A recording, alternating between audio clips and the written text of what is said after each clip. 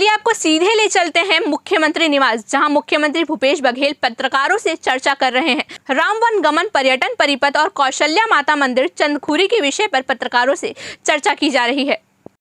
आज नवरात्रि का पहला दिन, आप सबको नवरात्रि के बहुत बहुत शुभकामनाएं। शारदीय नवरात्रि का अपना महत्व, और इस दिन आप सबका मुख्यमंत्री निवास में आप सबका स्वागत है। आज विशेष इसलिए भी है कि विश्व में एकमात्र माता कौशल्या के मंदिर चंदखुरी, उस परिसर का जहाँ जीर्णोद्धार किया गया, बहुत सुंदर उसे विकसित किया गया है, जिसकी शुरुआत आज होनी है। छत्तीसगढ़ की पहचान सांस्कृतिक रूप से भी है। हमारे छत्तीसगढ़ में विभिन्न वर्ग के लोग निवास करते हैं, विभिन्न जातियां हैं, उनकी अपनी संस्कृति है, और उस संस्कृति को बढ़ावा देने का काम हमारी सरकार लगातार कर रही है। हमारे जनजाति बस्तर में भी है, सरगुजा में भी है। आइए संस्कृति मंत्री जी, संस्कृति का नाम लेते ही संस्कृति मंत्री जी पहुंचे, मैं उनका स्वागत करता हूं।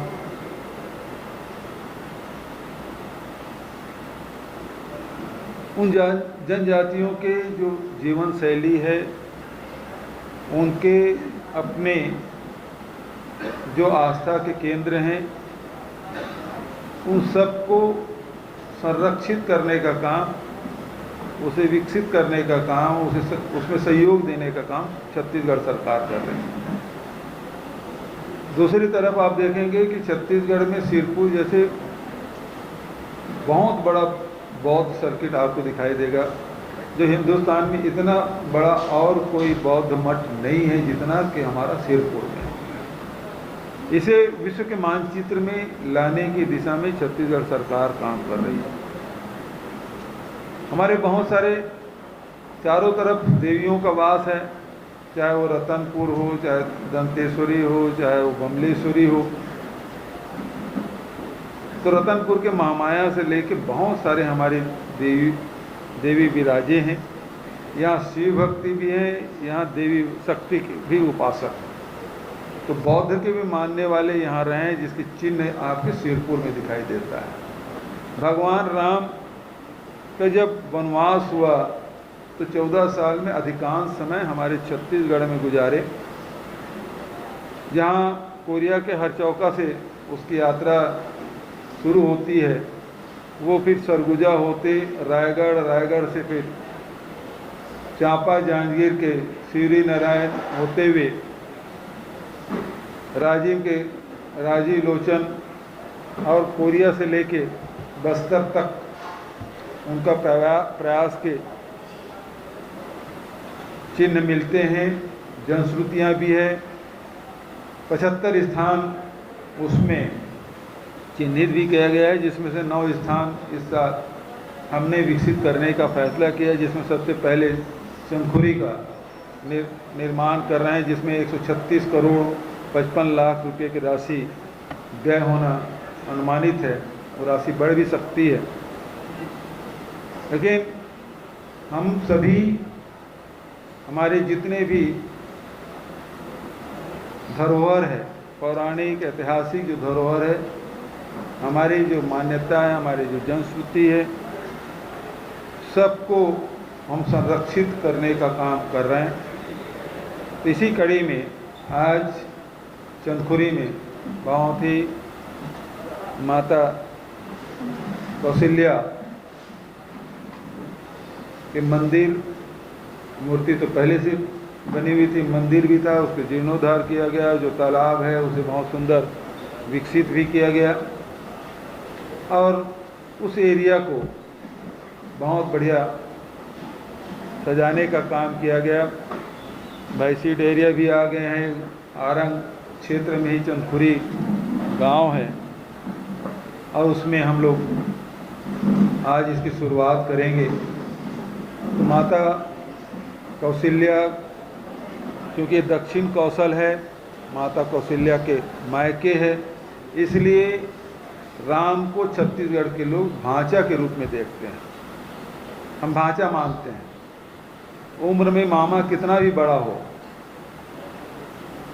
यदि छोटी बहन है और उसके बच्चे भी हैं तो और उम्र में बहुत छोटा हुआ, लेकिन भांजा का पैर छूने की परंपरा है हमारे छत्तीसगढ़ में, इसलिए कि हम भांचा राम कहते हैं। तो अपने भांजा में राम को हम लोग देखते हैं, इसलिए भांचा राम। और हम लोग मिलते हैं तब भी राम राम, विदा होते हैं तब राम राम, हम धान भी नापते हैं तब राम राम।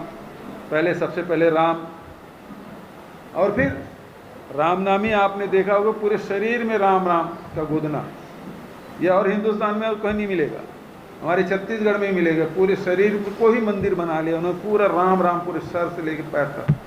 कपड़ा भी ओढ़ते हैं उसमें भी राम राम।